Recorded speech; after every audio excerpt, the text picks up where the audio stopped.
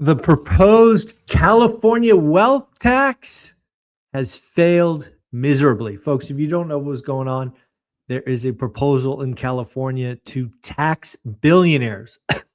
However, that is just a Trojan horse. What is really going on is California is trying to establish another way to collect taxes. Yes, California, the state that likely collects more taxes than any other state, needs more money because they can't stop spending. So what did they do? They said, hey, let's create a message that goes after billionaires because, heck, there are only 200 billionaires in California. So certainly we can get the public to vote on taxing billionaires. But if you look at the legal language, all they are doing is setting up a brand new tax structure that says they can seize your assets. Now, today, as the bill is proposed, it says billionaires. There are proposals behind it that lower that limit from $1 billion to 100 million to 50 million to 25 million. And folks, it will go to 10 million and 5 million and 1 million because we all know California politicians can't stop spending money. So what happened? Well, as the rule was proposed, it goes into effect and can be backdated to January 1st, 2026. Yes, just about 2 weeks ago. So what you had at the end of December is an estimated of the 200 billionaires, it's estimated that half of them left. Half. Again, folks, as I've said for years, don't go after the richy rich. They are the most mobile.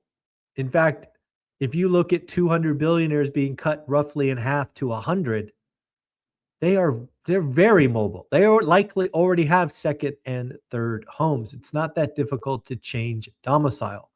So what does this mean for California? Well, I think the real reality is you just lost, it is estimated to be 20 billion. Yes, folks, $20 billion in tax revenue for 2026. How could that be? Well, you guys got to remember, California has a 13.3% income tax. Income tax. So these billionaires, they certainly make income. They certainly sell shares. They certainly interact in the economy. Now they don't. They're gone. So the California, CFO, accountant, now has a $20 billion hole, all because of a proposed tax on billionaires. But again, folks, if you are in the state of California like I was for 50 years, they're coming after the middle class. The math doesn't math. Even if all the billionaires stayed, there's not enough money there. California has a problem. Y'all spend too much. Gavin Newsom, you know how I feel about Gavin Newsom, so we won't go there. All right, folks, let's remind you today is January 15th. Today is the last day to buy tickets to our Vegas event. You can go to Eventbrite, find the link there. I'll put a link below this video once it's done, once it's posted. But yes, last day to buy tickets. I'm so happy, and I can start working on the final details for the next month or so. We are 1 month out from our third annual ORaaT family reunion. So hopefully we'll see you all in Vegas, and it'll be a good time. So what else is going on? Commercial real estate. We're going to talk with Jonathan Twomley this Sunday inside school. So if you're in school, get ready for that. But yes, commercial real estate transactions were down 10% year on year, according to Moody's. In fact, the market seems to be leaning towards Class A, large Class A. For example, transactions over 100 million were up 51%. In fact, it's the only part of the market that is cranking transactions over 100 million. What does that mean? Well, in my opinion, it means there's still price discovery to be had in Class B and Class C assets. The owners, the banks, extend and pretend, still going on. However, the pain clearly seems to be building, and these broken assets, these broken deals will eventually come to the market. So tune in Sunday to talk to Jonathan Twomley. Ask him all kinds of questions about buying bigger and bigger assets. You will enjoy that. Thursday, we get our weekly unemployment claims, folks, and wow, just wow. We were expecting 215,000. We got 198,000. The job market is on solid footing, according to the weekly unemployment claims. Just solid work. Mr. Beast is getting $200 million. Yes, folks, $200 million. Beast Industries from Tom Lee and the team at Bitmine. Not sure what the team at Bitmine and Mr. Beast are going to do with that investment, but wow, $200 million. Let's go, Jimmy. Mr. Beast is cranking.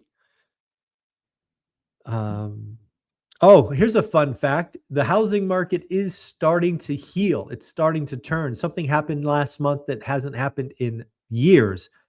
There are actually more people today with mortgage rates over 6% than under 3%. Why is that important? Well, for the longest time, we have had lock-in, and it has been a big deal. Too many people with low rates. Well, just last month, we finally flipped the script, and there are now more people on a numerical basis with interest rates above 6% than below 3%. So that lock-in effect is going to start to loosen, because if you have a rate at 6%, you are a move-up buyer, right? Rates are still there. So if you have a life event, a child, a marriage, divorce, whatever, and your mortgage rate is 6%, you are actually a very likely move-up buyer where you sell one and buy another. When you are below 3%, you are just simply not in the market. Fed President Paulson had this to say yesterday. He expects 2026 inflation to moderate and the job market to stabilize. Also said the U.S. economy to grow around 2% this year. I will take the over. I think GDP will probably average 4% in 2026. And then finally, inflation should be around 2% by year end. I actually think inflation's below 2% today. I think if you correct for the egregious error in shelter, we are already below 2%. You can go check out Trueflation to see what they are saying. Fed Paulson also said the job market is bending, not breaking, which I thought was interesting. Fed Paulson also said, I see modest rate cuts later this year, cautiously optimistic on inflation. Fed President Kashkari said households have pretty good balance sheets. I would say asset owners have pretty good balance sheets. But yes, Kashkari said households. Fed President Bostic said labor market has weakened, but not clearly weak.